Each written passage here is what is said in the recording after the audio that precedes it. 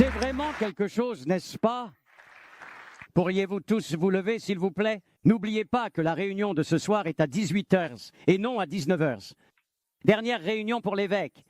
Applaudissez pour l'évêque Doug Hewitt Mills. Merci, pasteur. Nous vous aimons. Merci beaucoup à vous pour votre aide. Merci. Alléluia. Amen. Prions. Père, merci pour ce merveilleux matin. Nous sommes ici en ta présence, Seigneur. Nous te demandons de nous parler et de toucher nos cœurs. Nous sommes reconnaissants, cher Seigneur, au nom puissant de Jésus. Et tout le monde a dit Amen. Amen. Vous pouvez vous asseoir. Je voudrais encore une fois remercier le pasteur Claude de m'avoir accueilli dans votre belle église. C'est ma première fois à Rockhampton et je suis béni d'être ici. Merci beaucoup. Ce matin, je voudrais partager avec vous un message court mais important sur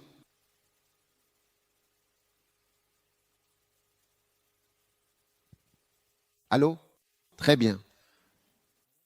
Je voudrais partager avec vous un message très important sur la fécondité en Christ. Amen. Je crois que Dieu veut que nous soyons féconds et quand nous venons à connaître Jésus, il est très important que nous portions du fruit.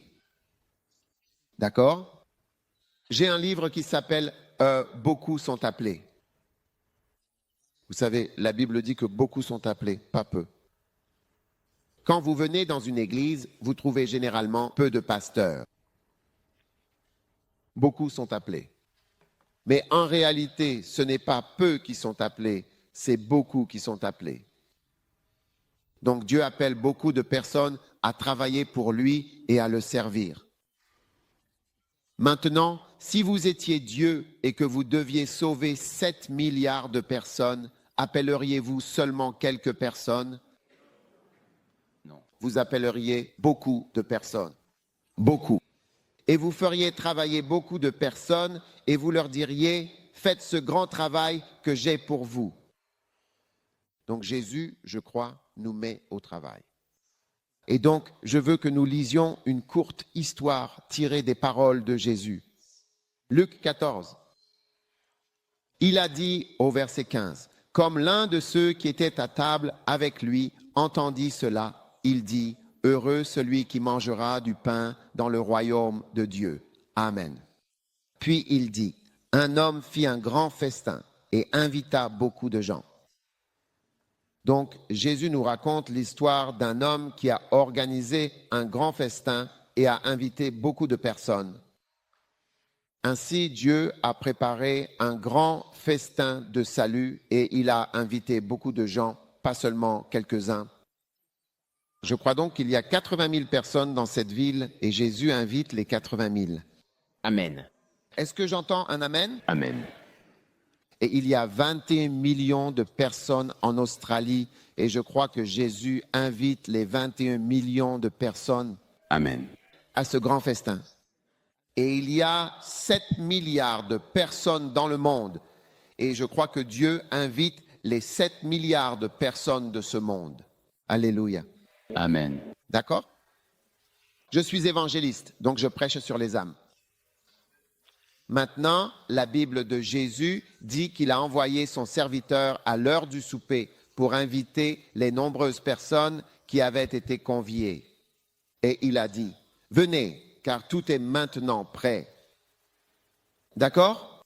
Donc, tout est prêt maintenant pour le salut. C'est le temps du salut. Si tu veux être sauvé, tu dois l'être maintenant. Oui. Tout genou fléchira. Mais certains genoux fléchiront trop tard. Quant à fléchir le genou, tu le feras. Quant à fléchir le genou, Tu le feras. tu le feras. Mais certains fléchiront le genou trop tard.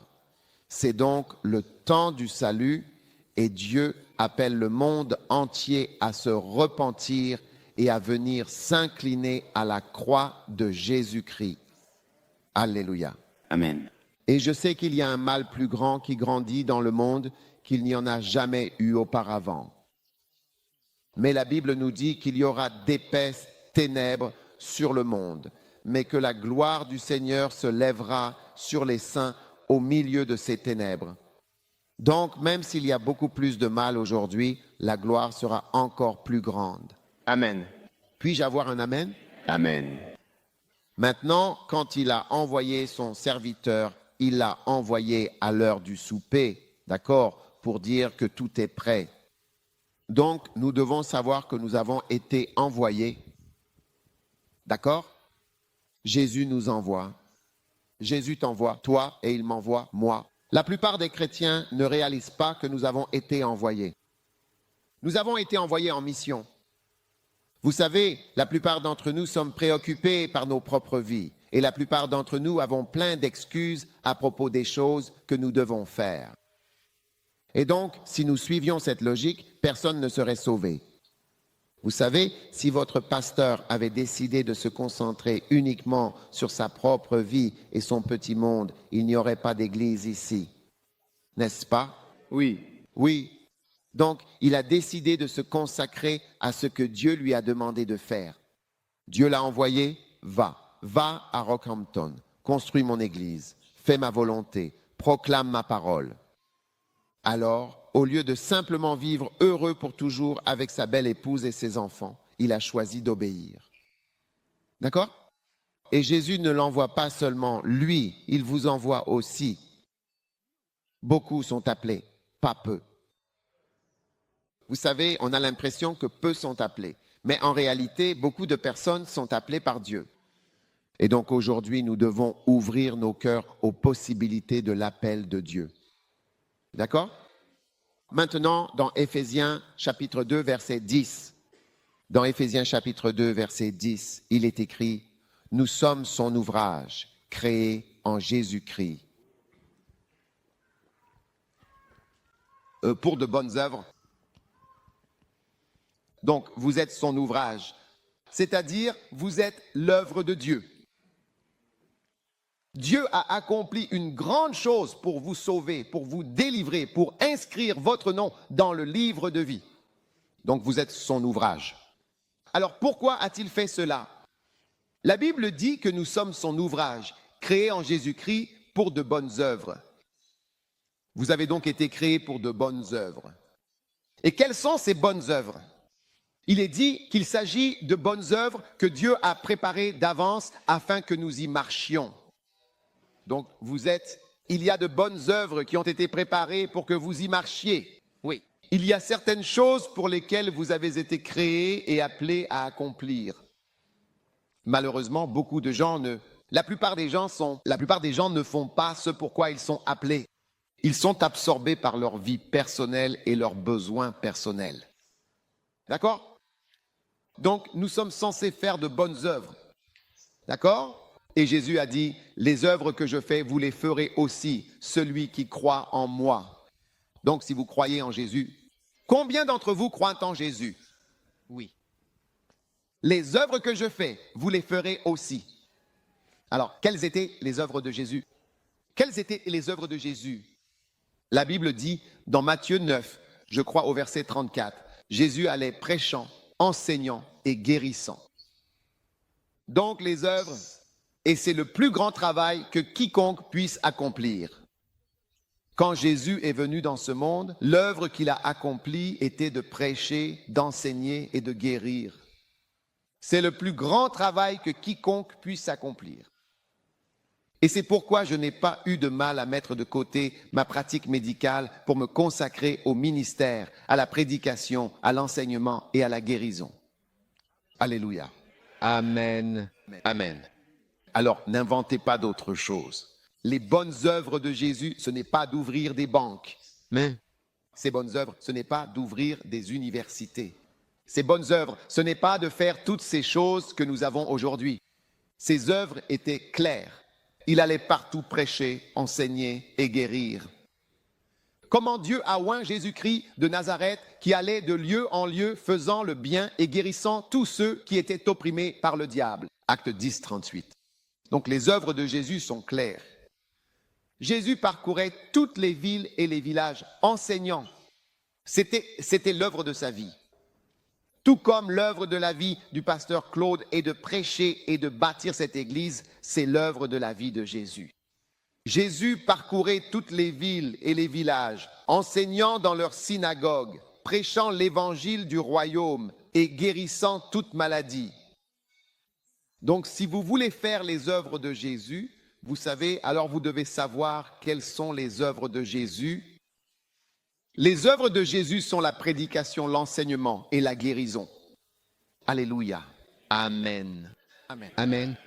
Jean 14, 12 dit, en vérité, je vous le dis, celui qui croit en moi fera aussi les œuvres que je fais, les choses que je fais.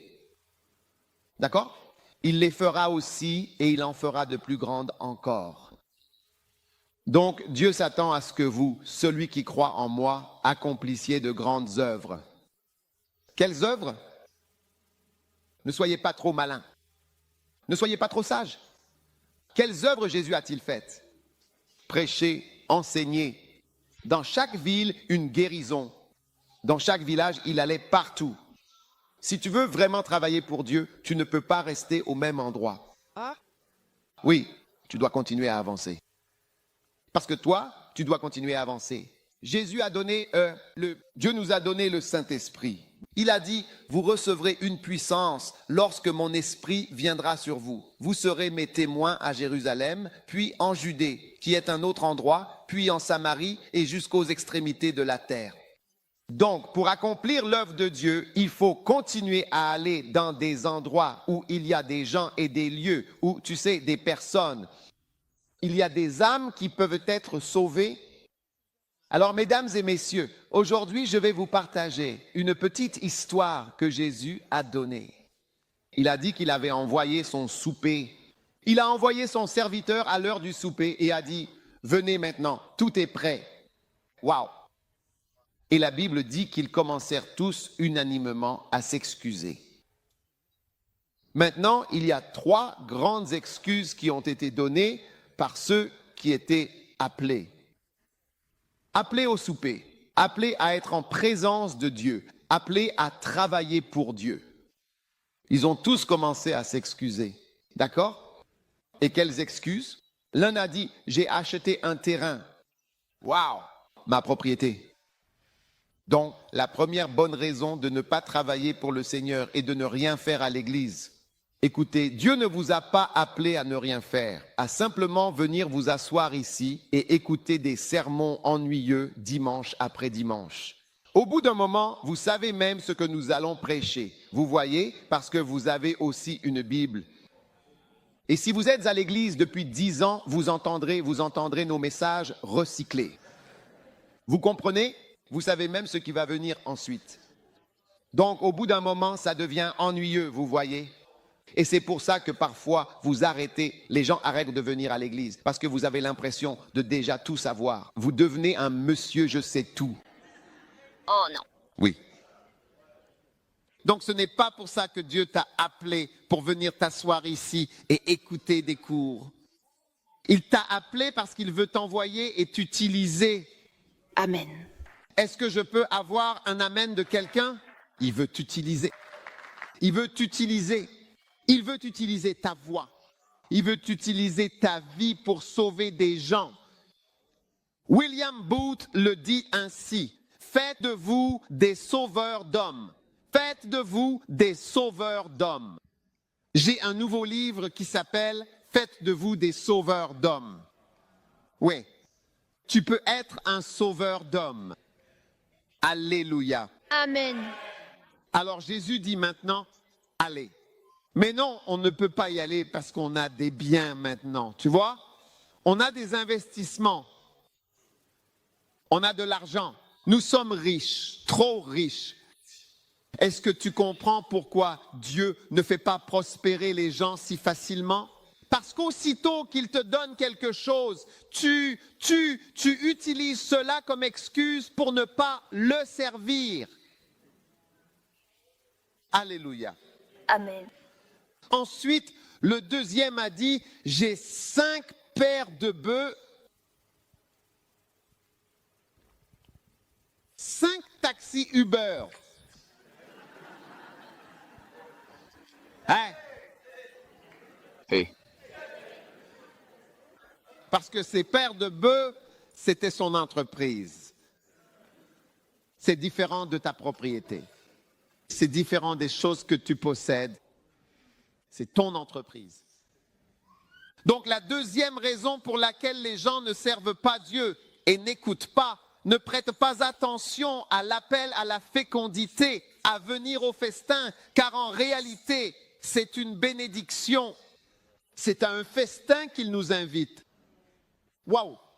Quelle différence Jésus fait dans ta vie si tu te livres à lui.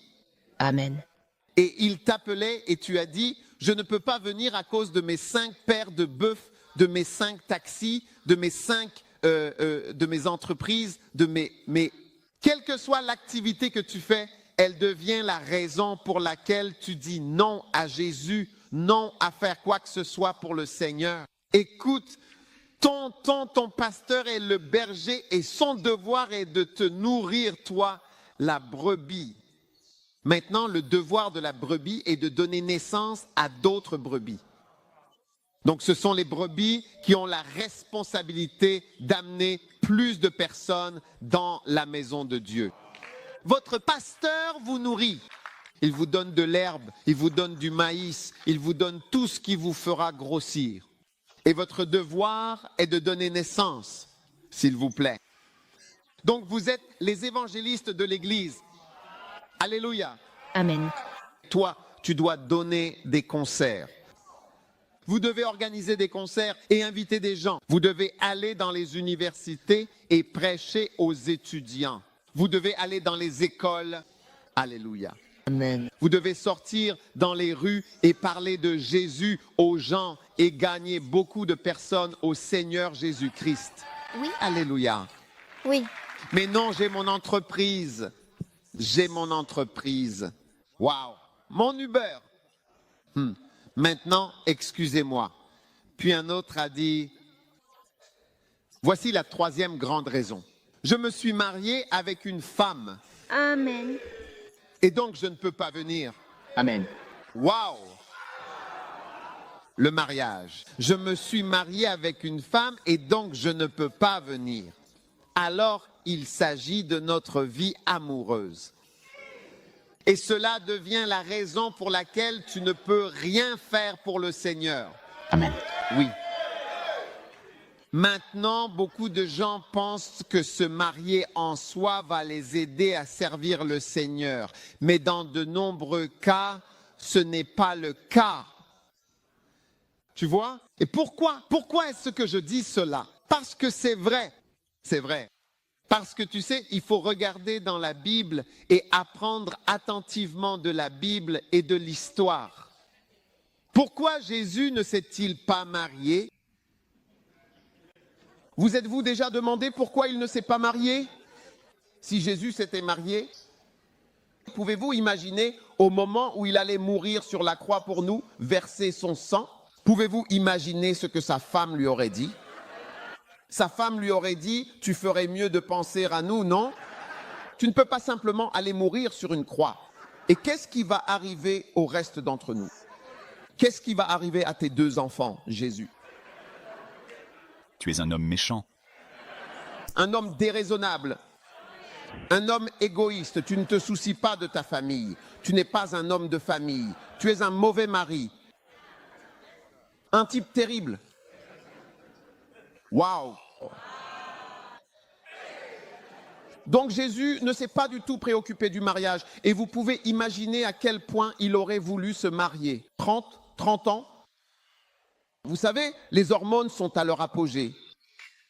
À l'âge de 25 ans. C'est là que votre fertilité est maximale. Et c'est là que les hormones sont en ébullition partout. Vous êtes plein d'énergie. Jésus était plein d'hormones.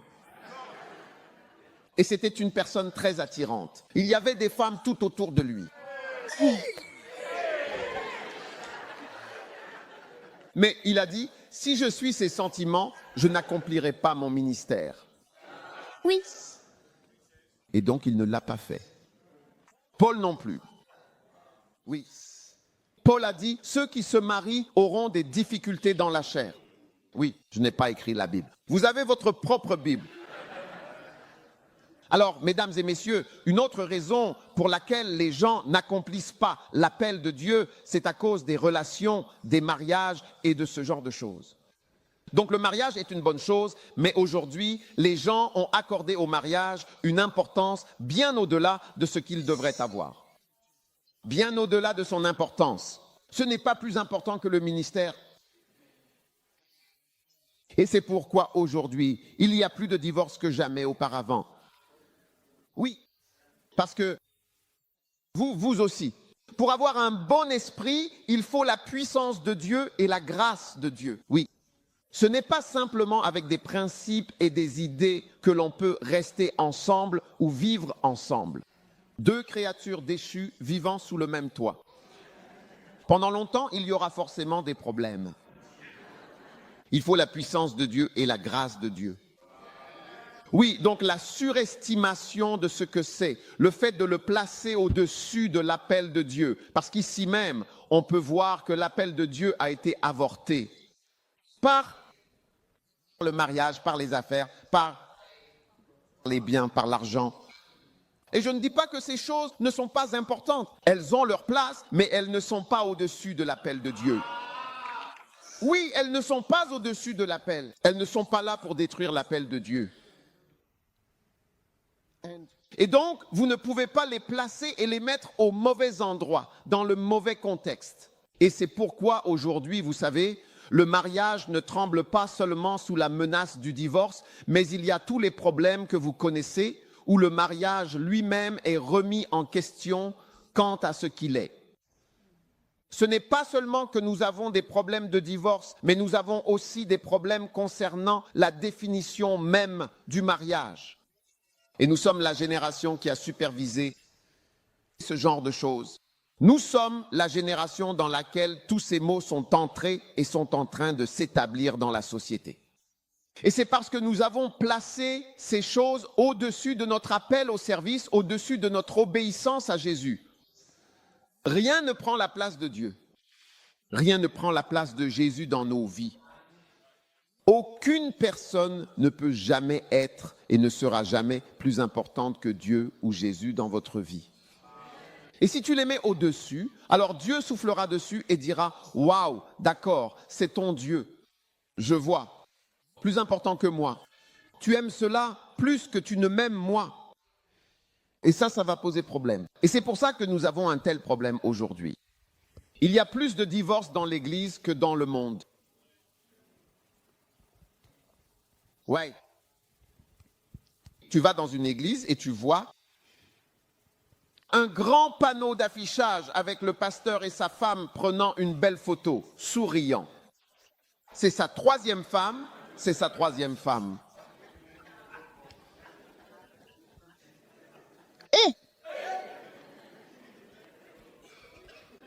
Ce n'était pas comme ça avant. Ce n'était pas comme ça avant.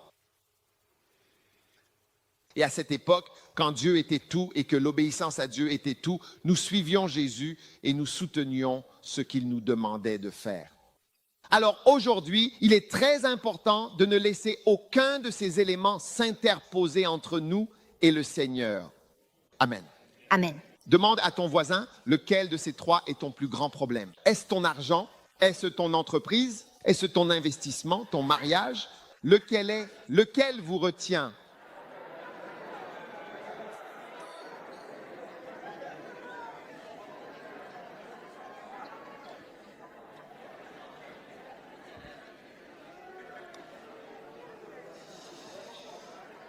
D'accord. Maintenant, continuons la lecture. Continuons la lecture. Verset 21. Et ce serviteur vint rapporter ces choses à son maître. En d'autres termes, le serviteur est venu et a dit, « Regarde, j'ai rencontré des gens avec toutes sortes d'excuses. » Alors le maître de la maison étant en colère, d'accord, ces choses mettent Dieu en colère. Oui, Dieu se met en colère quand tu parles de tes biens, quand tu penses à ta richesse, quand tu penses à ce que tu vas obtenir. Dieu est en colère. La Bible dit, Et le maître de la maison se mit en colère contre son serviteur. Tu vois, quand tu trouves, toi tu dis, mon mariage, mon amour, mon chéri, mon ceci, Dieu est en colère contre ces choses. Oui, Dieu est en colère. Je n'ai pas écrit la Bible, je lis. Toi, utilise ta propre Bible là-bas. La colère, il était en colère. Il était en colère contre les gens qui avaient toutes ces excuses. Chers amis, Dieu a été si bon envers nous en nous sauvant. Alors ne le mettons pas en colère avec nos excuses fragiles et futiles. Des excuses qui ne valent rien dans le plan de l'œuvre de Dieu. Oui. Et donc le maître était en colère et a dit « Sors vite, sors vite ». Vous voyez, il faut sortir rapidement dans les rues et les ruelles de la ville et amener les pauvres, les estropiés, les boiteux et les aveugles. Mais qu'est-ce que cela signifie? Vous voyez, premièrement, cela signifie que nous en tant qu'Église, nous devons sortir. Vous savez, il arrive un moment où si vous ne sortez pas, vous commencez à mourir. Quand vous ne sortez pas, vous commencez en fait à attirer la colère de Dieu sur vous. Dieu est en colère en regardant son Église parce que son Église a refusé de sortir, car l'étape suivante, vous savez, quand vous commencez, vous ne rencontrez que des gens avec toutes ces excuses et ensuite, Dieu se met en colère. Mais ensuite, le remède, c'est de sortir. Sortir où? Dans les rues, dans les ruelles. Où ça? Vers qui? Vers des personnes que vous ne rencontreriez ou ne côtoieriez pas habituellement. Soyons sérieux maintenant. La plupart d'entre nous n'ont pas beaucoup d'infirmes ou de personnes paralysées autour d'eux. Comme si vous organisiez une fête et que les seuls invités étaient des personnes paralysées, des aveugles, des infirmes. Non. Non, nous ne faisons pas ça. Autrement dit, Dieu nous dit qu'il y a des personnes qui ne font pas partie du cercle habituel de votre vie et que vous devez aller au-delà de vos cercles habituels. J'ai un livre qui s'appelle Anakazo. D'accord. Est-ce que tu as ce livre là-bas? Vérifie s'il est là. D'accord. Et c'est ce que Dieu attend de nous.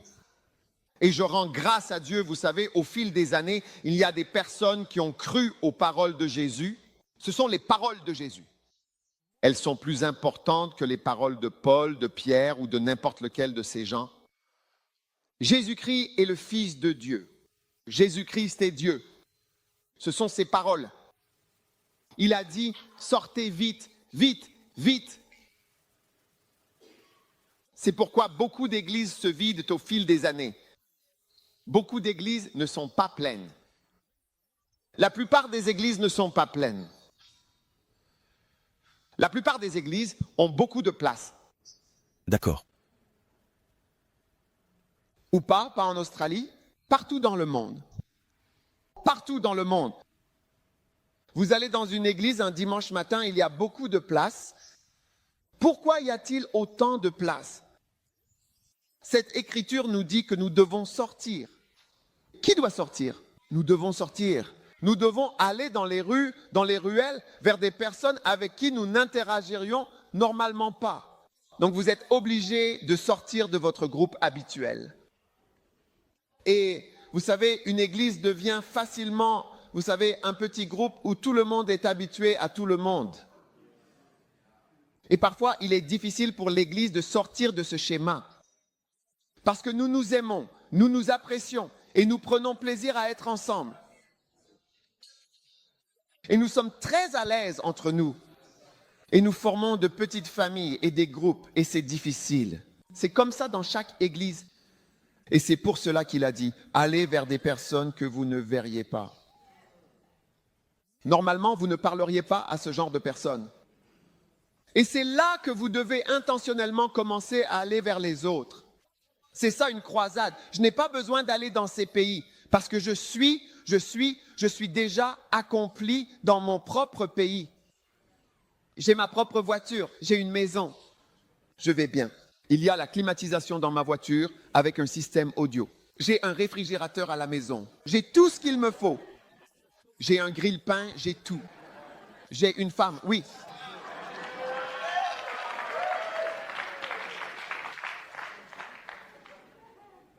Alléluia. Alléluia. Donc, à moins que nous soyons prêts à commencer à organiser des programmes, des actions d'évangélisation, des petits déjeuners. Vous vous souvenez des Full Gospel Businessmen? Ils organisaient des petits déjeuners. Je ne sais pas s'ils le font encore. Est-ce qu'ils l'ont ici? Est-ce que vous le faites en Australie? Mais vous pouvez organiser votre propre petit déjeuner et inviter des gens à venir prendre le petit déjeuner. Les gens aiment manger. Je vous assure, ça marche. Vous pouvez organiser un petit déjeuner et les invités et les jeunes de l'église ainsi que tout le monde dans l'église peuvent prêcher et témoigner de la façon dont ils ont été sauvés. Vous pouvez organiser un concert avec vos magnifiques chanteurs et chanter pour les gens, chanter pour les jeunes, chanter pour les jeunes sont ceux qui peuvent être sauvés. Les gens ne se convertissent généralement pas quand ils deviennent plus âgés. Donc, si tu n'es pas humble, tu ne peux pas aller vers les autres parce que tu t'adresses surtout aux jeunes. Mais Dieu nous appelle, c'est l'œuvre de Dieu, c'est l'ordre du Sauveur. L'ordre du Sauveur, c'est d'aller dehors, d'aller dans les rues, d'aller dans les ruelles, d'aller vers d'autres groupes de personnes qui ne font pas partie de nos cercles habituels. Oui, allons vers d'autres types de personnes. C'est ce à quoi Dieu nous appelle. Tu sais ce qu'est un Samaritain? Tu sais, la femme de Samarie, elle a dit à Jésus, « Comment se fait-il que toi, qui es juif, tu me parles à moi, une Samaritaine ?» Parce que les Samaritains étaient comme un groupe métissé, ils étaient comme des exclus et on les méprisait, tu vois? Parce qu'on a tous des personnes qu'on méprise et Dieu vous dit, tendez la main aux gens que vous méprisez, tendez la main aux gens que vous pensez être meilleurs qu'eux. Amen. Humilie-toi et fais mon œuvre. Le christianisme, ce n'est pas rester assis à l'église tous les dimanches à se faire dorloter et à polir sans cesse les mêmes pièces. 99 pièces qu'on polit et repolit encore et encore, alors qu'il y a une pièce perdue. La Bible dit, un bon berger va chercher celle qui est perdue. Oui. Si c'est une bonne église, elle cherchera ceux qui sont perdus.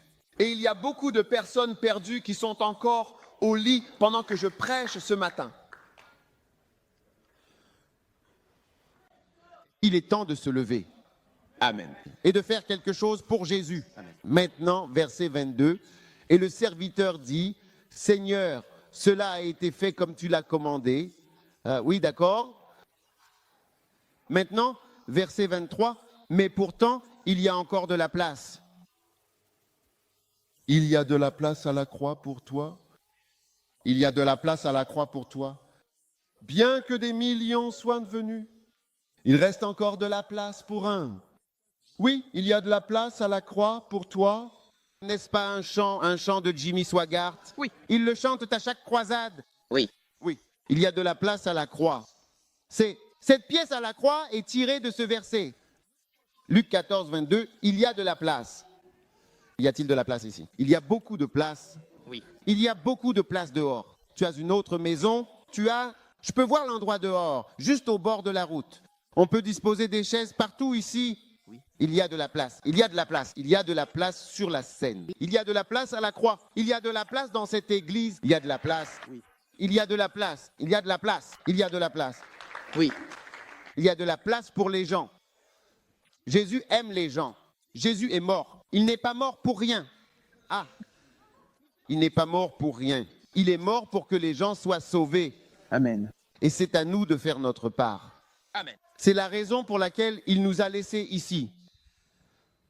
Vous savez, un jour j'étais à Londres, j'ai pris un taxi noir. Vous avez des taxis noirs ici? Un taxi noir à Londres, d'accord? Et ce chauffeur m'emmenait simplement là où il allait. Alors, j'ai commencé à lui parler de Jésus et il m'a posé une question. Il m'a dit, est-ce que tu crois vraiment au paradis? J'ai répondu, oui, j'y crois. Il a demandé, qu'est-ce qu'il y a au paradis? J'ai dit, tout est bon au paradis. Il a dit, tu es sûr? J'ai répondu, oui, j'en suis sûr. Puis il m'a posé une question. Vous voulez savoir quelle question il m'a posée? Oui. Tu es sûr de vouloir savoir ce que ce chauffeur m'a demandé? Oui. Il a dit, tu dis que tu crois en Jésus, tu crois au paradis, tu crois en Dieu. J'ai répondu, oui, j'y crois. Demande-lui, est-ce que tu crois au paradis? Il a dit, non. Tu crois en Dieu? Non. Tu crois en Jésus? Non. Je ne crois en aucune de ces choses. J'ai dit, waouh. Puis il a dit, laisse-moi te poser une question puisque tu dis que tu crois. Il a dit, si tu crois que le paradis est si bien, que tout est si beau là-bas, pourquoi tu ne te suicides pas tout de suite pour y aller maintenant, puisqu'il y a tant de problèmes sur cette terre? Et j'y ai réfléchi, waouh, c'est vrai, aller rapidement dans un endroit où il n'y a pas de dette, pas d'hypothèque, pas de problème, pas de terrorisme, pas de mal. Pourquoi ne pas y aller aujourd'hui? Tu sais pourquoi on n'y va pas aujourd'hui? Amen. Tu sais pourquoi? Non. Nous n'y allons pas aujourd'hui parce que Dieu nous a laissés ici pour accomplir une mission. Amen. Amen. Oui. Nous sommes créés en Christ Jésus, Éphésiens chapitre 2, verset 10, De belles paroles. et pour de bonnes œuvres que Christ a préparées d'avance afin que nous marchions dans ces bonnes œuvres. C'est pour cela que nous ne pouvons pas mourir maintenant. D'accord. Oui. Le pasteur Claude n'ira pas au ciel tant qu'il n'aura pas accompli les bonnes œuvres pour lesquelles il a été destiné. Amen. Et aucun d'entre vous ne mourra avant d'avoir accompli les bonnes œuvres que Dieu a préparées pour vous. Amen. Est-ce que je peux avoir un amen de quelqu'un? Oui. Il n'y a pas de mort. Il n'y a pas de mort prématurée tant que vous n'avez pas accompli vos œuvres, car il y a des œuvres qui vous sont destinées. Oui. Oui. Donc chacun de nous doit marcher dans ses œuvres préparées d'avance. Et ces œuvres sont la prédication, l'enseignement et la guérison. Amen. Alors maintenant, le serviteur a dit, il y a de la place à la croix. Waouh! Verset 23. Maintenant, le Seigneur a dit, sors dans les routes et les haies. Donc, des rues aux ruelles. Maintenant, Jésus dit, d'accord, puisqu'il y a de la place, il faut aller plus loin.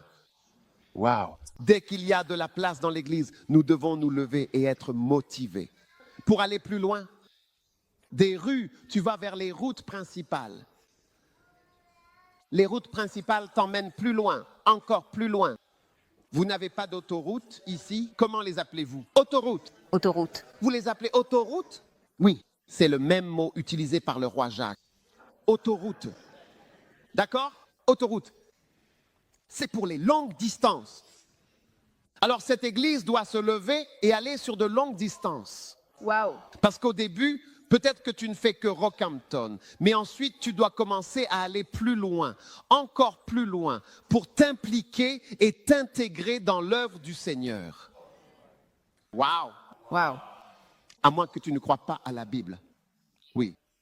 Alors, et faire quoi? Venir. Et ensuite, les haies. Les haies, ce sont les endroits non développés avec des forêts Waouh.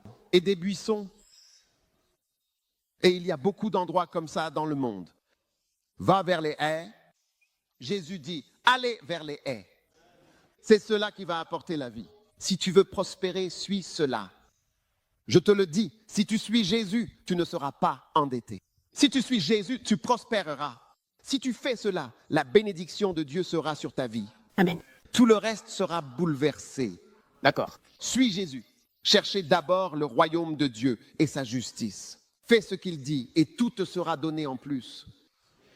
Il n'y a jamais eu de groupe comme l'Église d'aujourd'hui qui parle autant d'argent sans en avoir.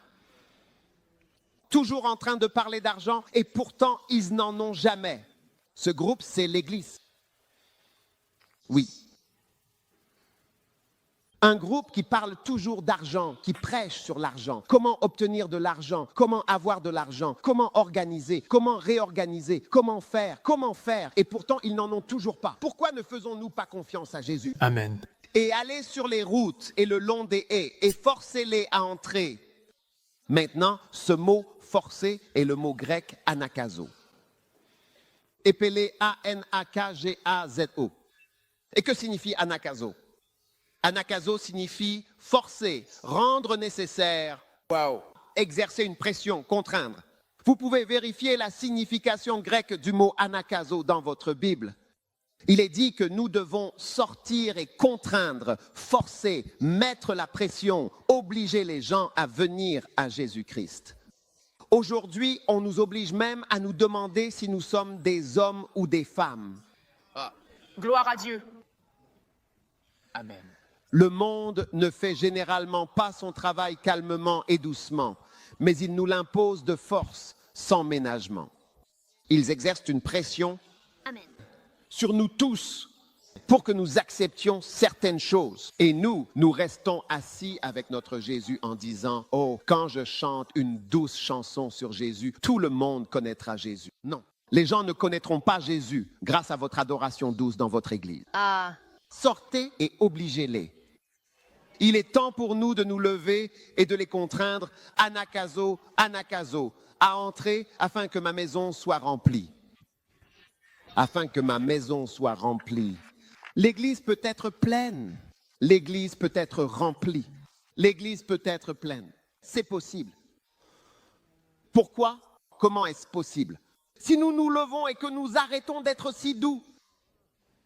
Et donc, vous savez, en supposant simplement que les gens viendront à connaître le Christ par osmose. C'est vrai. À 100%. Les gens ne viennent pas connaître Jésus par osmose. Les gens viennent à connaître Jésus lorsque tu prêches. C'est vrai. Dieu a choisi que par la folie de la prédication, les hommes soient sauvés. Amen. Il est temps pour nous de prêcher.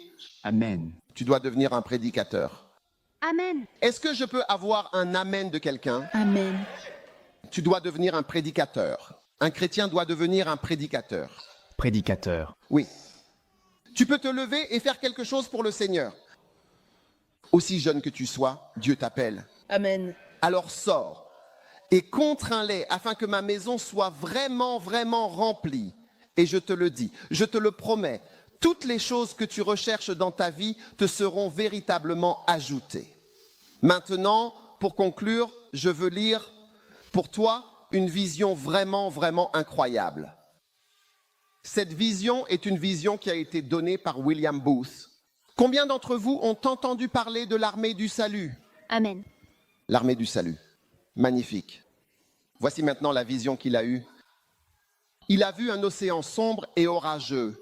Mettez-moi un peu de volume, peut-être sur la scène, pour que je n'ai pas à crier, s'il vous plaît. Il a vu un océan sombre et orageux, et de gros nuages noirs pesaient lourdement au-dessus de la mer, et de temps en temps, il y avait de vifs éclairs et du tonnerre. Quand le vent gémissait, les vagues montaient, écumaient, redescendaient, puis remontaient à nouveau. Dans cet océan, il a vu des myriades d'êtres humains plonger, flotter, crier, hurler, maudire, lutter et se noyer. C'est la vision de William Booth. Si cela vous intéresse, vous pouvez vous procurer.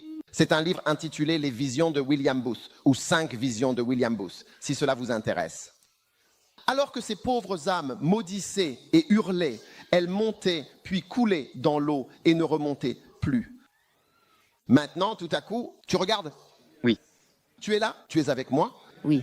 Soudain, au milieu de cet océan déchaîné, un rocher immense, semblable à une montagne, surgit au centre de l'océan. Et autour de ce grand rocher se trouvait une plateforme sur laquelle certains de ces pauvres malheureux, à bout de force et en train de se noyer, grimpaient continuellement hors de l'océan en furie.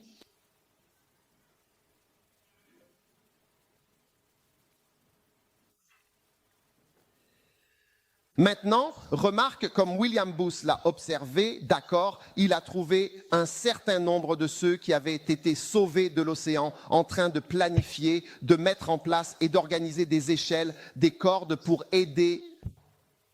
Mais il a aussi remarqué que la plupart des gens sur la plateforme semblaient avoir oublié qu'ils avaient eux-mêmes été dans l'océan. Ils ne ressentaient aucune inquiétude douloureuse pour les pauvres malheureux qui étaient en train de se noyer juste sous leurs yeux. Beaucoup étaient indifférents. Tout d'abord, ils vivaient sur la plateforme, en pleine vue des âmes qui luttaient et se noyaient dans l'eau. Un autre aspect intéressant concernant les occupants du rocher, vous voyez, ils étaient sur ce rocher et ils étaient entourés d'une mer d'âmes en détresse, se noyant, mourant, hurlant, criant à l'aide, mais les gens sur le rocher semblaient complètement inconscients de ce qui se passait dans l'océan. Maintenant, un autre aspect intéressant concernant les occupants de la plateforme était la diversité de leurs occupations. Beaucoup d'entre eux étaient absorbés jour et nuit par le commerce. Ils faisaient du commerce pour en tirer profit et pour accumuler leurs économies dans des coffres et des chambres fortes. Et certaines personnes sur la plateforme passaient en fait leur temps à faire pousser des fleurs sur le côté du rocher et d'autres peignaient des morceaux de tissu ou jouaient de la musique. Certains s'habillaient de différentes façons pour se promener afin d'être admirés. D'autres s'occupaient à manger et à boire. Et tout cela se faisait sous les yeux des pauvres créatures en détresse qui se noyaient dans l'eau tout autour d'eux. Ceci est la vision de William Booth. C'est la vision qu'il a eue concernant les âmes qui périssent. Maintenant, certaines personnes sur la plateforme étaient absorbées par des disputes à propos des pauvres créatures en train de se noyer. Les débats portaient sur ce qu'il adviendrait d'elles à l'avenir. Tandis qu'ils observaient les retardataires, certaines personnes se contentaient de tenir de curieuses cérémonies religieuses. Elles se sentaient satisfaites d'avoir accompli leur devoir envers les créatures en train de périr. Alors William Booth regarda de plus près et remarqua que certaines des personnes qui étaient montées sur le rocher avaient découvert un chemin menant à une plateforme plus élevée. Et ceux qui se trouvaient sur cette plateforme plus élevée passaient leur temps à avoir des pensées agréables, se félicitant de leur bonne fortune d'avoir été sauvés des océans déchaînés. Ils chantèrent des chansons sur le bonheur qu'ils connaîtraient une fois qu'ils seraient emmenés sur le continent. Soudain, les misères, les agonies, les querelles et les blasphèmes de ces pauvres créatures éveillèrent la pitié du grand Dieu. Alors il envoya un grand être pour les aider. Et ce grand être sauta directement dans la mer déchaînée, au milieu des gens qui se noyaient et coulaient, et il essaya d'aider les gens. Une autre chose étrange était qu'après que le grand être ait appelé à l'aide, eh bien, les gens ne vinrent pas prêter attention à ce qu'il disait. Ils disaient qu'ils l'aimaient beaucoup et qu'ils étaient totalement en sympathie avec lui dans la tâche qu'il avait entreprise.